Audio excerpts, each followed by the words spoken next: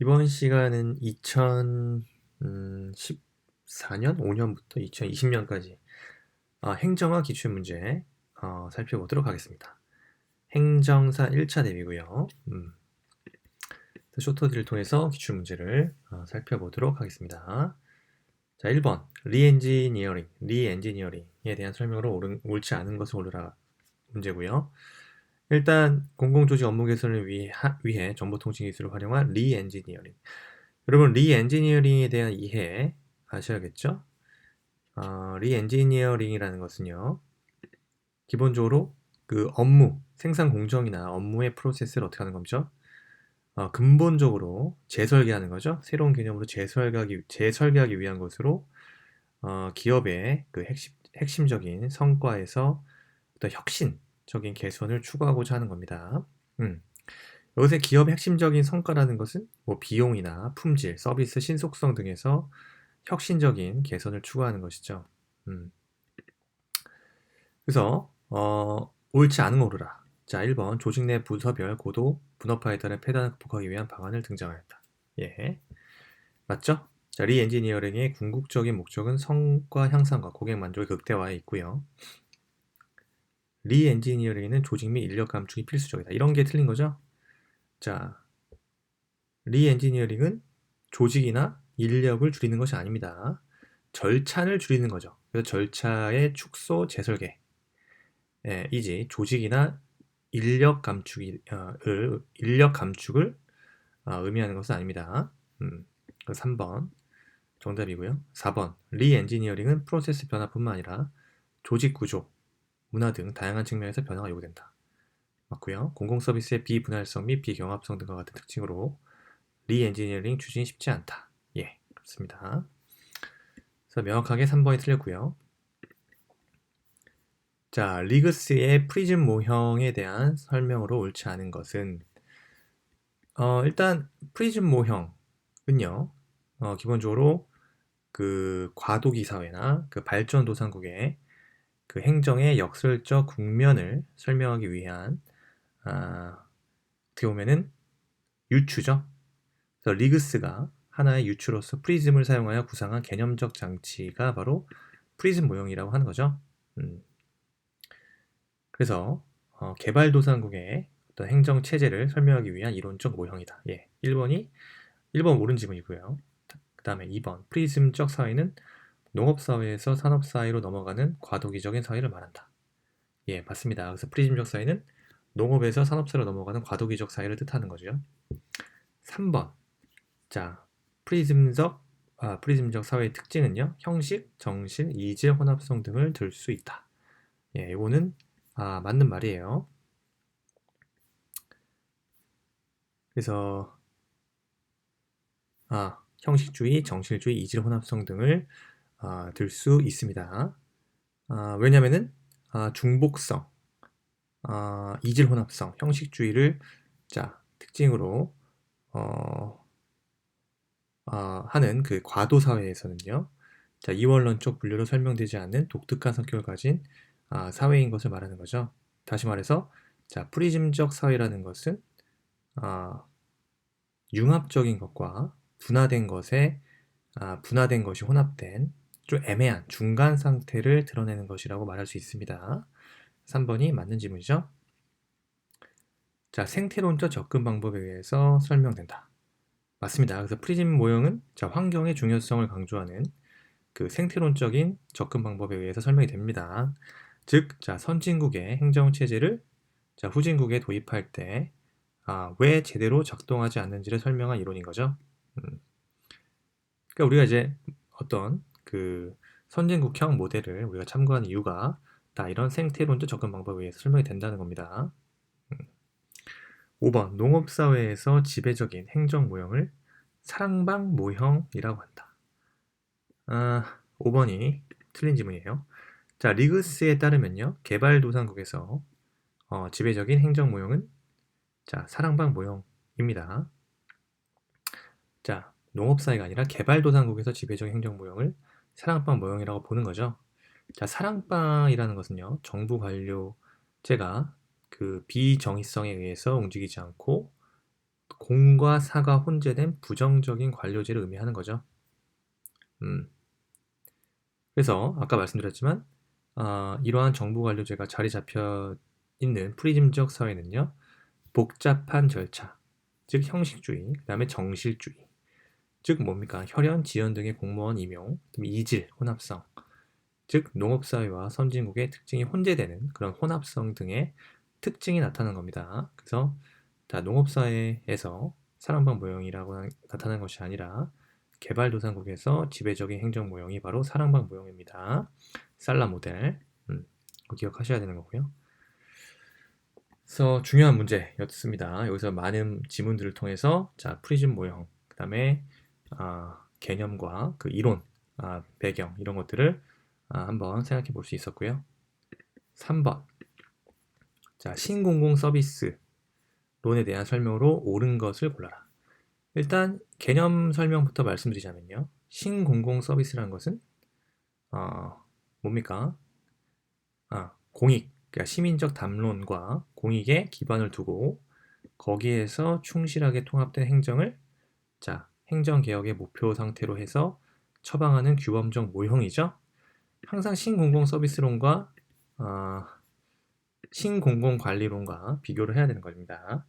그래서 어쨌든 신공공 서비스론은요. 공익을 추구하려는 시민의 어떤 적극적인 역할과 의욕을 존중해서 시민에게 힘을 실어주는 거예요. 시민에게. 그 시민에게 봉사하는 정부의 역할을 강조합니다. 시민에게 힘을 실어줘서 시민에게 봉사하는 정부의 역할을 강조하는 거예요. 그래서 등장 배경 자체가 전통적 행정이 시민에 대한 민주적 봉사 그리고 시민의 적극적 가담을 지원하는 적합한 모형이 아니라는 점에서 비판이 있었고요. 비판이 있었다. 그래서 신공공 서비스론이 등장하게 된 배경이고요. 또 나아가서 신공공관리론 같은 경우는 사회의 진정한 소유주가 누구인지를 잊고 있다. 그래서 시민에게 힘을 실어주고 봉사해야 한다는 책무를 망각하고 있다는 점에서 비판이 있었습니다. 그래서 신공공관리론에 대해서 여러분 같이 이제 이해를 하셔야 되는데 신공공관리론은 개념만 설명을 드리자면 1970년대 그죠? 오일 쇼크 그 다음에 스태그플레이션 등의 지속으로 인해서 그 당시 경제적 위기에 봉착이 돼서 국민들의 높아진 욕망 수준과 불만들이 쌓이기 시작합니다. 그리고 전통적인 관료제에 대한 실망, 그리고 신자유주의와 신보수주의가 확산되고, 관리 기술의 획기적인 발전 등이 이뤄짐에 따라서 핵심은 성과 중심의 행정을 구현하고 외부적으로 시장주의를 통해서 정부 역할의 감소와 공공 서비스의 공급에서의 경쟁, 그죠? 다시 시장주의를 통해 정부 역할의 감소와 공공 서비스의 공급에서의 경쟁 구조, 그 다음에 고객 지향의 행정을 추구하는 정부, 운영 및 개혁에 관한 이론이 바로 신공공관리론을 뜻해요. 근데 지금 다시 이제 문제 돌아갈게요. 이런 배경 지식을 이해하고 신공공 서비스론에 대해서 옳은 거 고르라 했죠. 정부 역할 노적기보다 방향 잡기로 규정한다. 바로 대표적인 게 이게 바로 신공공관리론의 특징입니다. 그래서 오스본과 게블러가 주장한 내용이죠. 바로 정부는 노적기보다는 방향 잡기, 즉 촉매적인 정부 역할을 강조한 겁니다. 그래서 1번은 신공공 서비스론이 아니라 신공공관리론에 대한 특징이죠. 틀렸고요. 또 신공공관리론의 특징이 뭡니까? 고객 중심, 그래서 고객 지향적인 정부, 그다음에 시장 메커니즘, 그다음에 경쟁의 도입, 경제성, 효율성, 효과성 이런 것들을 추구하는 거죠. 3번 볼게요. 공익을 행정 활동으로 생성되는 부산물로 간주했다. 이게 바로 신공공관리론의 특징입니다. 공익은 행정 활동으로 생성되는 부산물로 간주했고요. 왜냐하면 성과지향적 정부를 추구했기 때문에 공익은 부산물로 간주합니다. 행정 활동으로 생성되는 부산물로. 4번 정부 관료제에서 경쟁 원리를 도입해서 개혁할 것을 강조한 게 바로 신공공관리론에 대한 특징이고요. 5번 기업가정 목표 달성을 위해서 폭넓은 행정재량을 허용한다. 예, 마찬가지로 폭넓은 행정재량, 뭘 위해서? 기업가정 목표 달성, 즉 경쟁의 도입, 그다음에 시장 메커니즘 이런 걸 추구하는 건 뭐죠? 신공공 서비스론이 아니라 신공공 관리론이죠. 5번도 틀린 겁니다. 자, 2번 볼게요. 관료는 사회 문제를 해결하는 과정에서 협상과 중재 기능을 담당했다. 맞습니다. 그래서 2번이 신공공 서비스론에 대한 내용이죠. 즉, 자, 신공공 서비스론에서 정부는 자, 방향 잡기 역할이 아니라 시민과 지역 공동체 내의 이익을 협상하고 중재하는 그런 중재해 가면서 공유 가치가 창출되도록 봉사한다. 예, 그게 정부 역할로 봤고요. 그래서 관료는 협상 중재자로서 자, 시민과 자, 교호 작용을 촉진하고 자, 거버넌스 과정에 대한 시민 사회의 중요성을 강조한다. 이게 바로 신공공 서비스론입니다. 자, 잘 이해하셔야겠죠? 2번이 정답이고요. 나머지 문제. 자, 4번. 직위분류제 옳지 않은 거. 정답만 볼게요. 자, 4번 보겠습니다. 장기적인 발전 가능성이나 잠재력을 중시하는 직업 공무원제의 수립이 유용하다. 자, 장기적인 발전 가능성이나 잠재력을 중시하는 직업 공무원제의 수립에 유용한 제도는 그죠? 계급제죠? 자, 직업 공무원제고 직업 분류제. 예. 가 아니라 자, 계급제입니다. 4번 틀린 지문이고요. 나머지는 자, 직위분류제에 대한 설명으로 더 옳은 것들이죠. 자, 조직 내에서 부서 간 협조와 교류를 원활하게 하지 못한 단점이 있고요. 이런 것들 잘 기억하셔야 돼요. 자, 직위분류제에 대한 개념, 그 다음에 계급제에 대한 개념, 이런 것들 잘 구별하셔야겠죠.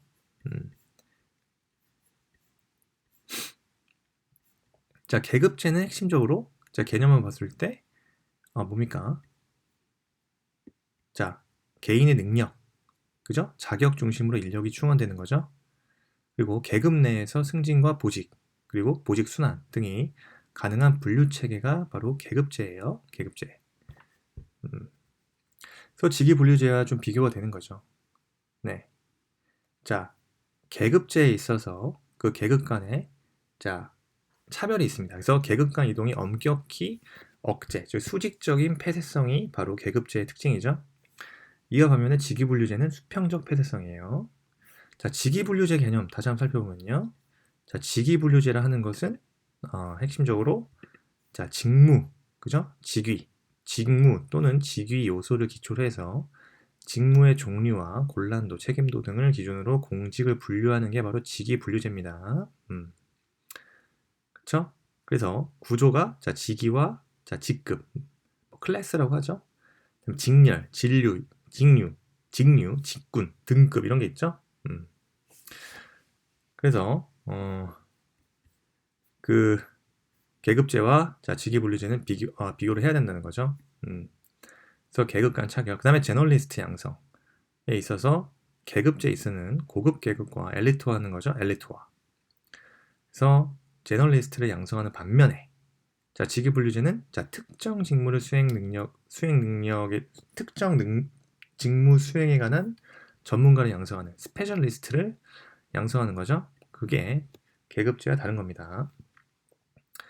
또 계급제 같은 경우는 뭡니까? 자, 폐쇄형 충원 방식이라고 했죠. 반면에 직위분류제는 자, 개방형 충원 방식입니다. 개방형 충원 방식. 상대적으로 계급제가 융통성과 안정성이 있다면 직위분류제는 자, 합리성과 이런 거죠. 합리적인 인사, 그다음에 전문성 등이 어떤 특징이라고 할 수 있습니다. 한마디로 얘기해서 계급제의 장점은 또 뭐가 있을까요? 직업공무원제의 그 신분 보장, 그죠? 그 안정적인 업무 수행이 가능하고 또 인사 운영의 융통성과 조직 몰입도가 향상되는 반면에 계급제 같은 경우는 자, 순환 보직이 작겠죠. 그래서 행정에 대한 전문성이 떨어질 수밖에 없고 성과 평가가 그만큼 어렵습니다. 그래서 개서적인 집단의 어떤 폐쇄성이 단점이라면 직위분류제에 대한 장점은 말씀드린 대로 자, 인사행정이 합리적이다. 인사행정의 합리적인 기준을 제시한다. 그래서 채용, 배치, 근무 평정 등과 같은 인사행정에서 합리적 기준을 제시하고요. 그다음에 책임, 명령에 따른 갈등이 방지되고, 자, 행정이 분업화와 또 전문화를 통해서 능률성이 제고되는 장점이 있습니다. 반면에 직위분류제 같은 경우도 단점이 있겠죠. 장기적인 공무원의 능력 발전에 부적합할 수 있고요. 또 그 부문 간의 이질성 심화로 인해서 그럼 어떻게 되죠? 충돌이 발생하겠죠. 불협화음이 될 수밖에 없고, 또 신분 보장에 있어서 계급제에 비해서 좀 불안하고, 업무 통합에 있어서 장애가 있을 수 있다. 어쨌든 이 계급제는요, 그 발달 배경이 농업사회에서부터 발달했다면 직위분류제는 산업사회에서부터 발달을 했고요. 그렇습니다. 그래서 직위분류제와 계급제의 차이, 여러분들 잘 기본서에 있는 내용들 정리 한번 하셔야겠죠? 네, 그렇습니다. 그래서 어쨌든 한국 정부, 우리나라 같은 경우는 계급제적 운영이 좀 강하죠.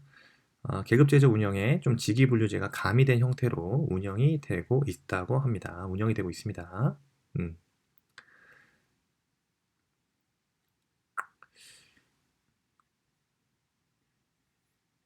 자, 그래서 4번 문제 살펴봤고요.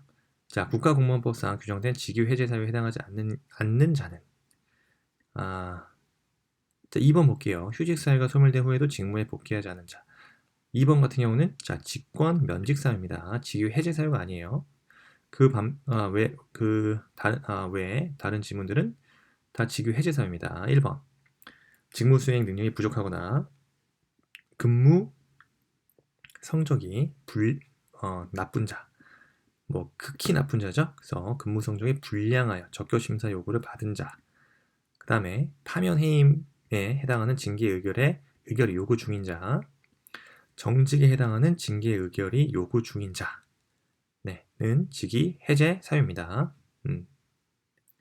그래서 직위 해제라는 것은 이런 사유가 해당이 되면 그 공무원에 대해서 3개월 이내죠. 3월 이내에 직위를 부여하지 않는 처분이 바로 직위 해제입니다. 반면에 2번과 같은 직권 면직은요. 직권으로 면직, 즉 뭡니까? 신분 박탈해버리는 거예요. 저 직권 면직 사유 몇 개 더 보겠습니다. 네, 기본적으로 휴직 사유가 소멸된 후에도 직무에 복귀하지 않거나, 그 다음 직무 능력 부족, 그 다음에 성적 불량으로 직위 해제된 자가 직위 해제 기간 중 그 향상이 기대될 수 없거나, 그 다음 전직 시험에서 3회 이상 불합격하거나, 따라서 직무 능력이 부족한 자이거나, 그 다음에 직제, 정원의 개폐 및 예상 감소로 인한 감원이 되는 경우죠. 네, 이때는 우선 복직이 인정될 수 있습니다. 그래서 감원이 됐을 경우 우선 복직이 인정이 됩니다. 그 다음 징병검사, 입영 등의 명령을 기피하거나 군복무를 이탈하였을 때, 이때도 직권 면직 사유고요. 또 해당 자격증의 효력 상실이나 면허가 취소되거나, 그다음에 고위공무원의 부적격 결정을 받은 때 등은 직권 면직 사유에 해당하는 겁니다. 직권 면직 사유 잘 기억하셔야 되고, 네, 6번 볼까요? 정책 평가의 목적에 관한 설명을 옳지 않은 거. 목표가 얼마나 잘 충족되었는지 잘 파악할 수 있다. 그렇죠? 그다음에 정책 성공과 실패의 원인을 구체적으로 제시할 수 있다. 그렇습니다. 그다음에 정책 성공을 위한 원칙 발견과 향상된 연구를 위한 토대를 마련할 수 있고요. 목표 달성을 위해 사용된 수단과 하위 목표들을 재확인할 수 있고, 정책 문제의 구조화와 정책 담당자의 자율성을 확보하는 데 있다. 자, 정책 평가 목적. 5번이 좀 어려운 문제였는데, 자, 정책 문제의 구조화는요, 정책 문제를 정확하게 정의하는 거죠. 따라서 정책 목표의 설정 이전의 단계에 해당합니다. 정책 목표의 설정 이전의 단계. 따라서 정책 평가는 정책이 집행된 다음에 어떤 정책의 효과를 평가하는 것이기 때문에 정책 목표 설정 이전의 단계, 해당하는 그 정책 문제 구조화는 그 시기가 맞지 않는 거죠. 따라서 정책 평가는 정책이 집행된 다음에 정책 효과를 평가하는 것이고 정책 담당자의 정치적 또 법적, 관리적 책임을 확보하기 위한 것입니다. 그래서 그 개념, 그 정책 문제의 개념화에 구조화에 대한 개념을 정확하게 이해하고 있어 넘어가야겠죠? 그래서 5번 틀렸고요. 자, 오스본과 플랫스트릭의 기업가 정보를 만들기 위한 5가지 전략. 이게 오스본과 플랫스트릭의 정부 개혁의 5가지 전략이죠. 그래서 OC 전략을 펼쳤습니다. OC 전략, 5가지 전략. 즉 뭡니까? 관료주의 체계를 기업적 정부로 전환하기 위해서 정부 조직의 유전 인자를 바꿔야 한다고 주장하는 거죠. 그래서 통제 전략, 5가지 전략에 대해 설명 옳은 거. 그래서 OC 전략을 펼쳤습니다. 옳지 않은 거 볼게요. 그래서 이 부분 좀 더 살펴보면요. 근데 여기서 4번 보면은 통제 전략 같은 경우 권력을 대상으로 하고 직권을 추구한다.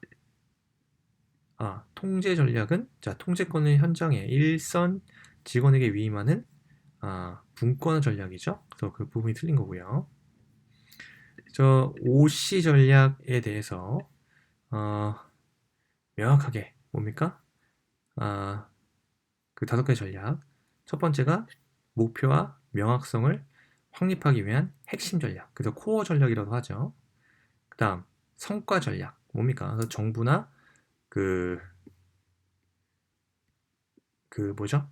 정부나 공공 분야의 경제 개념을 도입하는 성과 전략. 그 consequences. 그 다음 고객에 대한 책임성을 확립하는 고객 전략. 그죠? 커스터머죠. 커스터머 전략. 1번 핵심 전략이요. 목표와 명확성을 확립하기 위한 핵심 전략. 그 다음 성과 전략이요. 그 정부와 공공 분야의 경제 개념을 도입하는 그런 전략. 그 다음 고객 전략이요. 정부 조직의 책임을 대상으로 고객에 대한 정부의 책임 확보 및 고객에 대한 선택의 확대 추구. 그 다음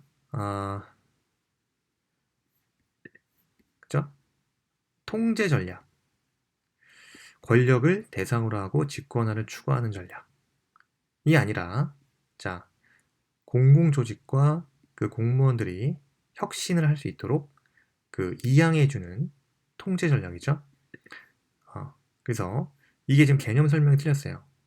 권력을 대상으로 하는 집권을 추구하는 것이 아니라 그 통제권을 현장에 일선 직원에게 위임하는 전략이에요.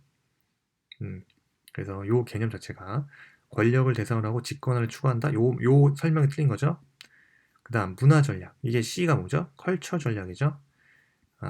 즉 관료주의의 어떤 찌든 습관, 관성을 기업가적 정신으로 변화시켜주는 조직 문화 전략입니다. 그래서 조직 문화를 대상으로 구성원의 가치나 규범, 태도, 기대를 바꾸는 거예요. 통제 전략 개념 여러분 잘 기억하셔야 되고 그 각각의 전략에 대한 개념 설명을 이해하고 넘어가셔야 됩니다. 매트리스 조직. 여러분 매트리스 조직 개념 알고 계시죠? 핵심은 뭡니까? 기능 구조와 사업 구조를 결합한 조직이다. 요거 기억하셔야 되는 겁니다. 따라서 양 부문에 걸쳐서 인적, 물적 자원의 효율적 활용이 가능하다. 1번 볼게요. 인적 활용 측면에서 비용 부담이 크다? 요게 틀린 겁니다. 그래서 인적 활용 측면에서 비용 부담이 작죠? 핵심은 그 기능 구조와 사업 구조를 결합한 조직이다. 좀 더 구체적으로 설명하면 조직 구성원들이 있을 거 아닙니까? 매트리스 조직. 조직 구성원들이 그들이 원래 소속되어 있는 기능 부서에도 배치되고 그죠? 기능 조직에 배치되고 동시에 그들이 현재 맡고 있는 어떤 생산품, 용역의 부문별로 나뉘어진 팀에 또 배치가 되는 거예요. 그래서 두 개의 단위 조직에 속하여 두 사람의 상급자를 두고 있는 형태가 매트리스 조직입니다. 그래서 오히려 매트리스 조직은 핵심은 두 개의 보고 라인이 존재하는 거예요. 두 개의 보고 라인이. 그래서 단점이 있습니다. 예, 장점은 1번 같은 게 장점이고요. 이게 틀린 질문이죠. 자, 인력 활용 측면에서 비용 부담이 작다는 게 장점이 되고요. 자, 2번, 신축성과 적응성이 요구되는 불안정하고 급변하는 조직 환경이 효과적인 조직이다. 그렇습니다.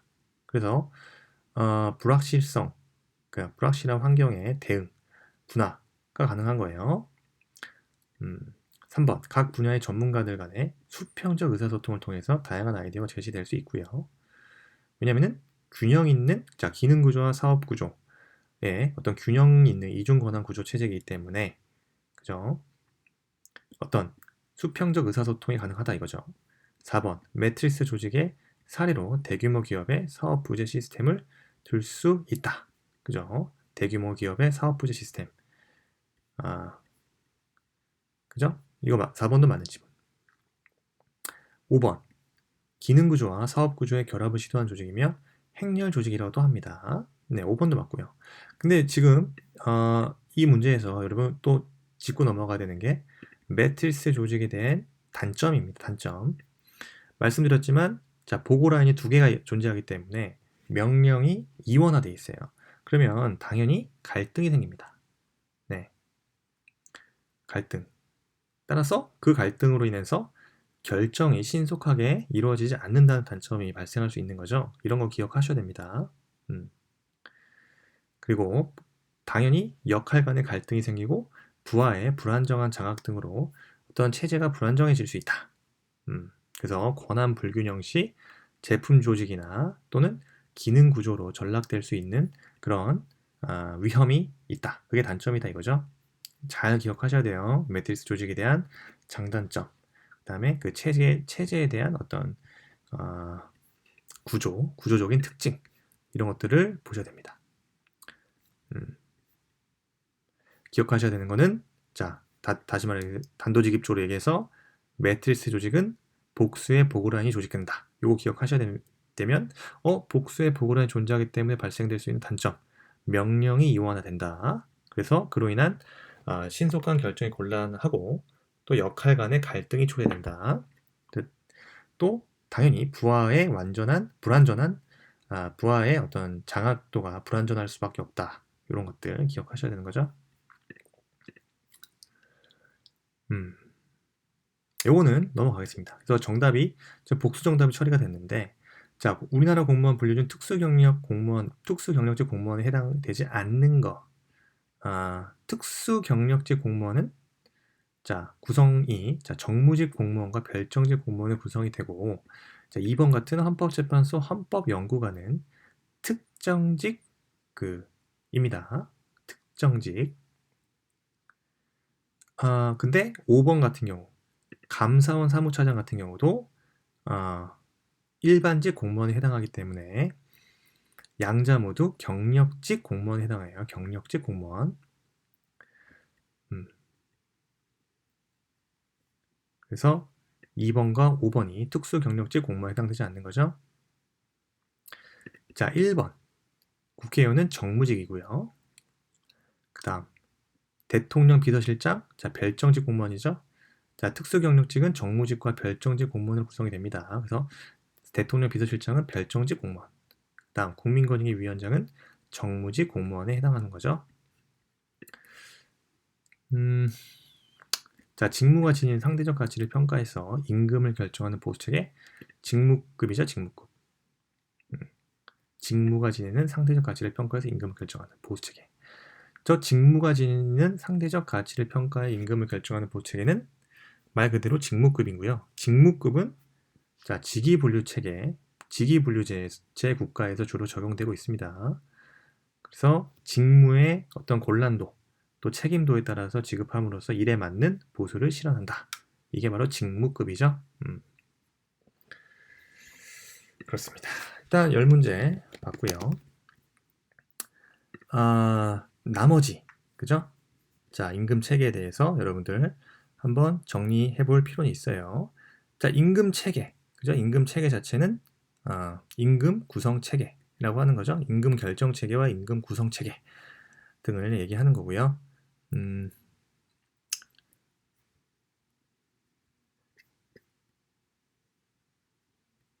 성과급 같은 경우는 자, 임금 결정은 자, 성과, 개인의 성과에 따른 거고, 그죠? 자, 직무급 말씀대로 직무의 가치, 그 직무 특성이나 난이도, 책임 정도요. 그렇습니다.